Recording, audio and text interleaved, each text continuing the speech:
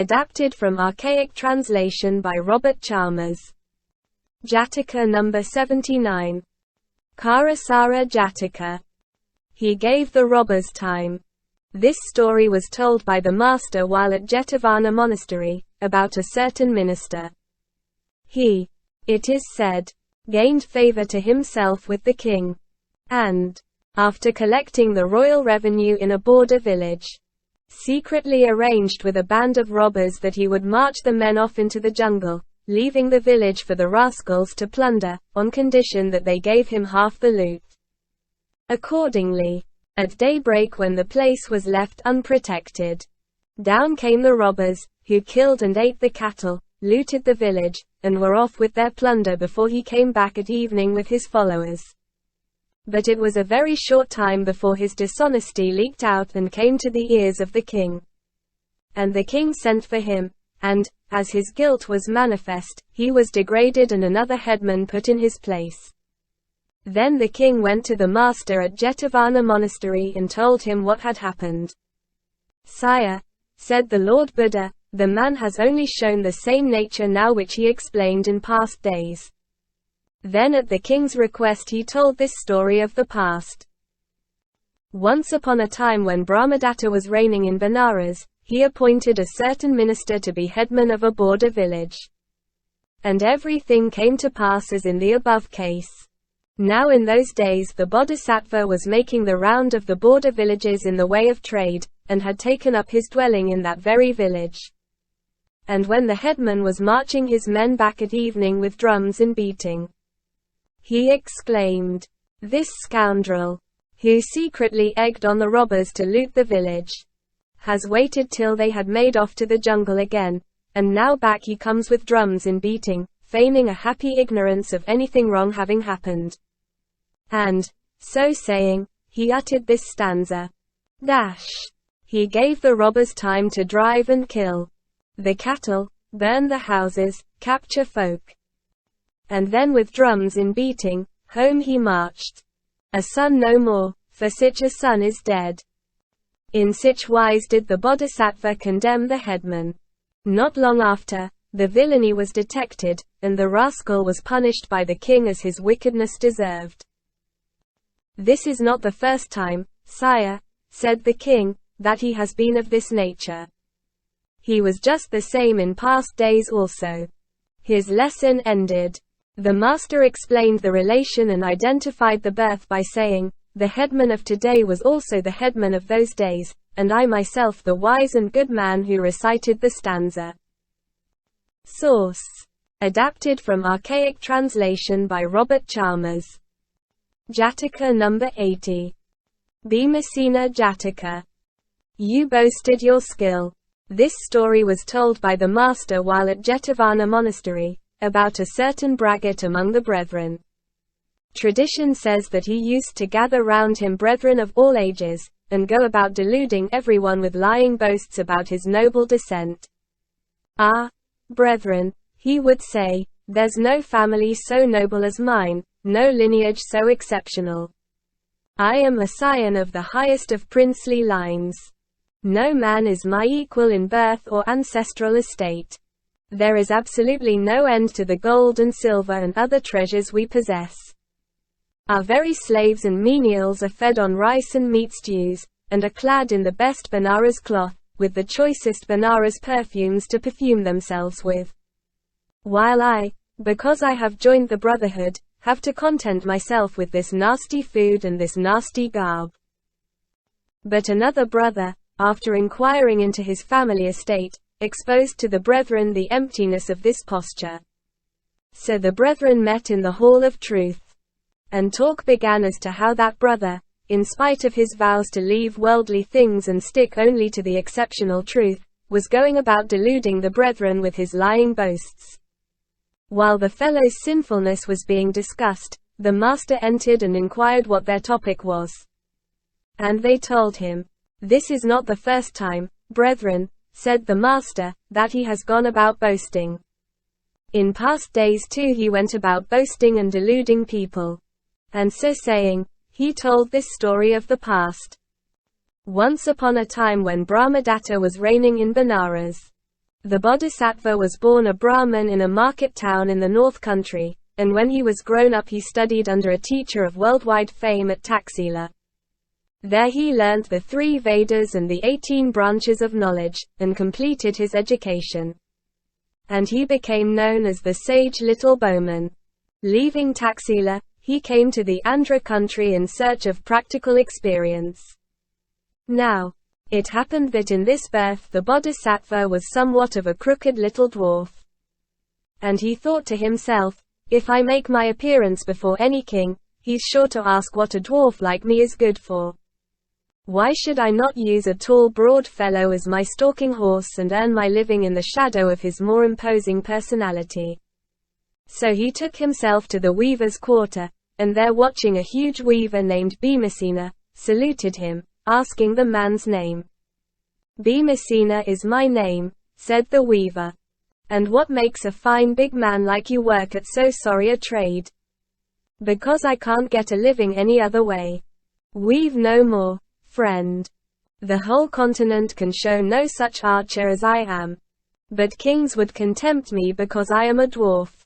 And so you, friend, must be the man to boast your skill with the bow, and the king will take you into his pay and make you act your calling regularly. Meantime I shall be behind you to perform the duties that are laid upon you, and so shall earn my living in your shadow. In this manner we shall both of us thrive and prosper. Only do as I tell you. Done with you, said the other.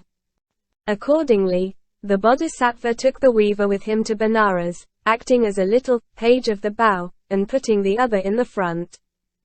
And when they were at the gates of the palace, he made him send word of his coming to the king. Being summoned into the royal presence, the pair entered together and bowing stood before the king. What brings you here? Said the king. I am a mighty archer, said Bhīmasena. There is no archer like me in the whole continent. What pay would you want to enter my service? 1,000 pieces a fortnight, sire. What is this man of yours? He's my little page, sire. Very well, enter my service. So Bhīmasena entered the king's service. But it was the bodhisattva who did all his work for him. Now in those days there was a tiger in a forest in Kasi, which blocked a frequented high road and had devoured many victims. When this was reported to the king, he sent for Bhīmasena and asked whether he could catch the tiger.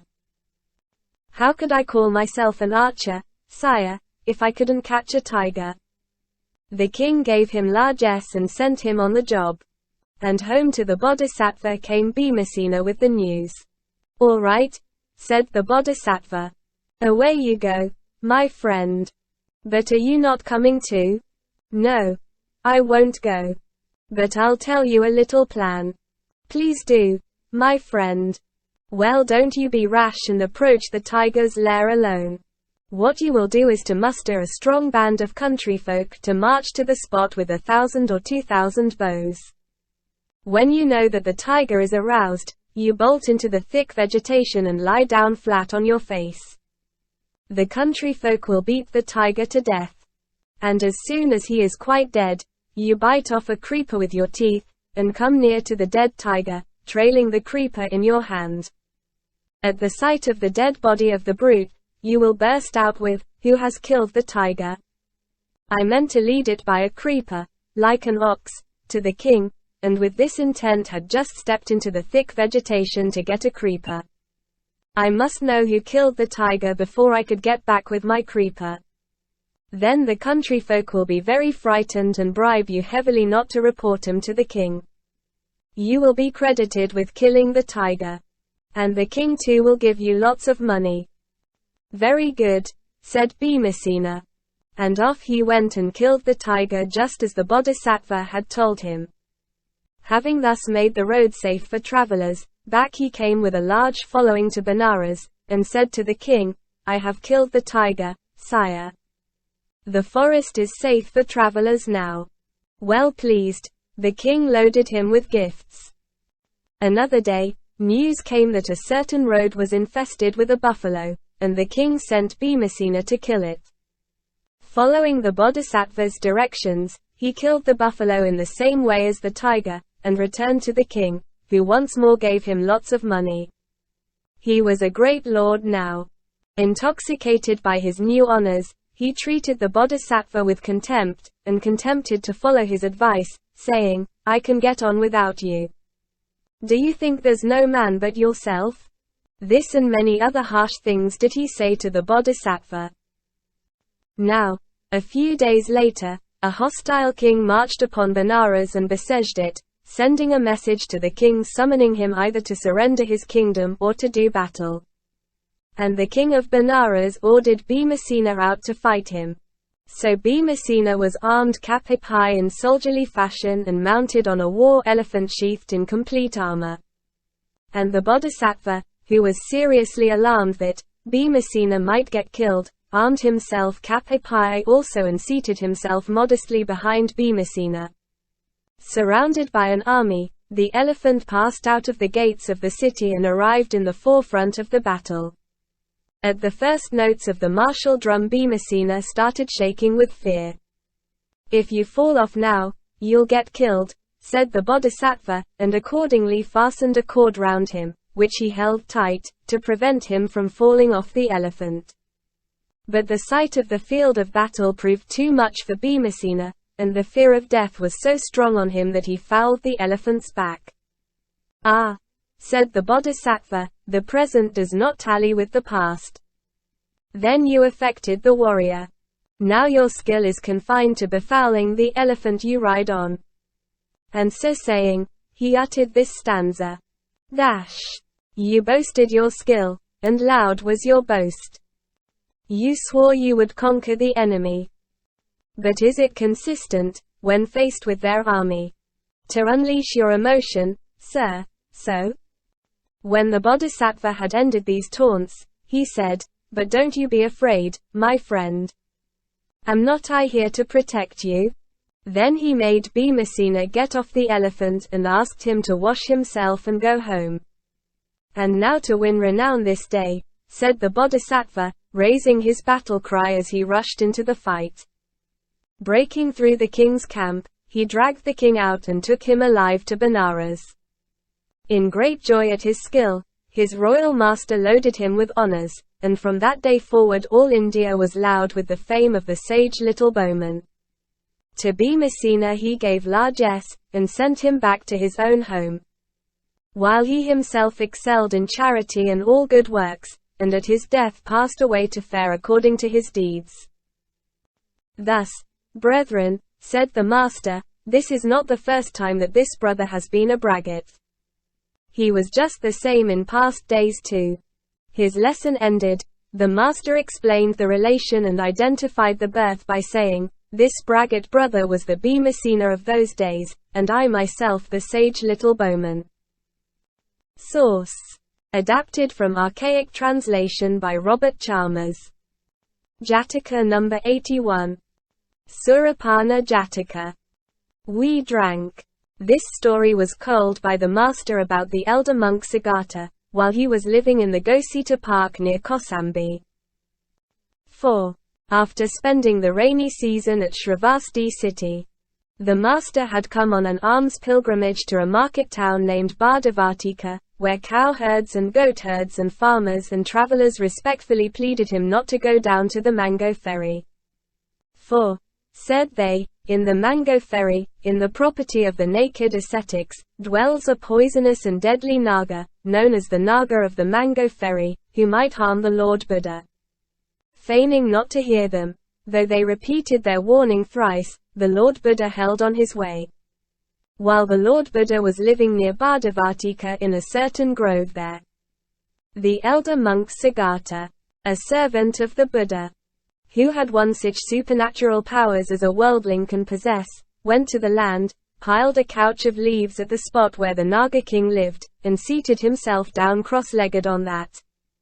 Being unable to conceal his evil nature, the Naga raised a great smoke. So did the elder monk. Then the Naga sent on flames. So too did the elder monk. But, while the Naga's flames did no harm to the elder monk, the elder monk's flames did do harm to the Naga. and so in a short time he mastered the Naga king and established him in the refuges and the commandments, after which he went back to the master. And the master, after living as long as it pleased him at Bhadavartika, went on to Kausambi. Now the story of the Naga's conversion by Siddhartha had got noised abroad all over the countryside. And the townsfolk of Kausambi went on to meet the Lord Buddha and saluted him. After which they passed to the elder monk Siddhartha and saluting him, said, "Tell us, sir, what you lack and we will provide it." The elder monk himself remained silent. But the followers of the wicked Sikhs made answer as follows. "Sirs, to those who have renounced the world, white spirits are as rare as they are acceptable. Do you think you could get the elder monk some clear white spirit?" "To be sure we can," said the townsfolk, and invited the master to take his meal with them next clay. Then they went back to their own town and arranged that each in his own house should offer clear white spirit to the elder monk. And accordingly they all laid in a store and invited the elder monk in and supplied him with the liquor, house by house. So deep were his potations that, on his way out of town, the elder monk fell down in the gateway and there lay hiccuping nonsense. On his way back from his meal in the town, the master came on the elder monk lying in this state, and asking the brethren carry Siddhartha home, passed on his way to the park. The brethren laid the elder monk down with his head at the Buddha's feet, but he turned round so that he came to lie with his feet towards the Buddha. Then the master asked his question, "Brethren, does Siddhartha show that respect towards me now that he formerly did?" "No, sir." "Tell me, brethren, who it was that mastered the Naga king of the Mango Ferry?" "It was Siddhartha, sir." "You think that in his present state Siddhartha could piasta even a harmless water snake?" "That he could not, sir." "Well now, brethren, is it proper to drink that which, when drunk, steals away a man's senses?" "It is improper, sir." Now, after discussing with the brethren in criticism of the elder monk, the Lord Buddha laid it down as a rule that the drinking of intoxicants was an offense requiring confession and forgiveness. After which he rose up and passed into his perfumed chamber. Assembling together in the hall of truth, the brethren discussed the sin of spirit drinking, saying, "What a great sin is the drinking of spirits, sirs, seeing that it has blinded to the Buddha's excellence even one so wise and so gifted as Siddhartha." Entering the hall of truth at this point, the master asked what topic they were discussing. And they told him. "Brethren," said he, "this is not the first time that they who had renounced the world have lost their senses through drinking spirits. The very same thing took place in past days." And so saying, he told this story of the past. Once upon a time when Brahmadatta was reigning in Benares, the bodhisattva was born into a northern Brahmin family in Kasi. And when he grew up, he renounced the world for the hermit's life. He won the higher knowledges and the attainments, and lived in the enjoyment of the bliss of insight in the Himalayas, with 500 pupils around him. Once, when the rainy season had come, his pupils said to him, "Master, may we go to the staying places of men and bring back salt and vinegar? For my own part, sirs, I shall remain here. But you may go for your health's sake, and come back when the rainy season is over." "Very good," said they, and taking a respectful leave of their master, came to Benares, where they took up their dwelling in the royal garden. On the next day they went in quest of alms to a village just outside the city gates, where they had plenty to eat. And next day they made their way into the city itself. The kindly citizens gave alms to them. And the king was soon informed that 500 hermits from the Himalayas had taken up their dwelling in the royal garden. And that they were ascetics of great austerity, subduing the flesh, and of great virtue.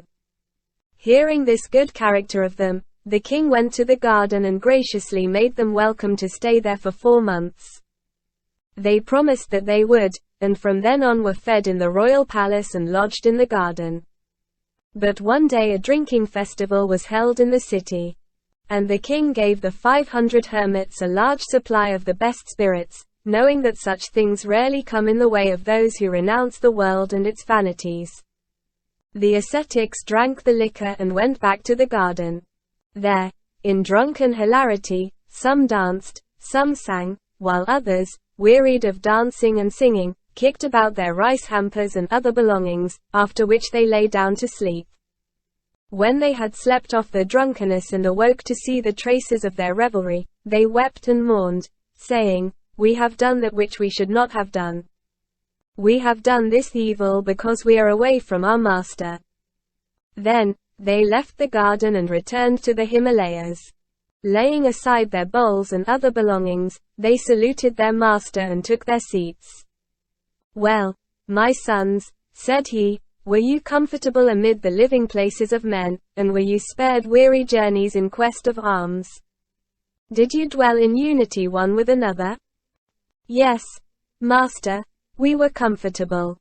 But we drank forbidden drink, so that, losing our senses and forgetting ourselves, we both danced and sang." And by way of setting the matter on, they composed and repeated this stanza. We drank, we danced, we sang, we wept. It was well that, when we drank the drink that steals away the senses, we were not transformed to apes. This is what is sure to happen to those who are not living under a master's care, said the bodhisattva, rebuking those ascetics. And he encouraged them, saying, "From now on, never do such a thing again." Living on with insight unbroken, he became destined to rebirth thereafter in the Brahma realm. His lesson ended, the master identified the birth. "And from now on we shall omit the words," explained the relation, by saying, "My disciples were the band of hermits of those days, and I their teacher."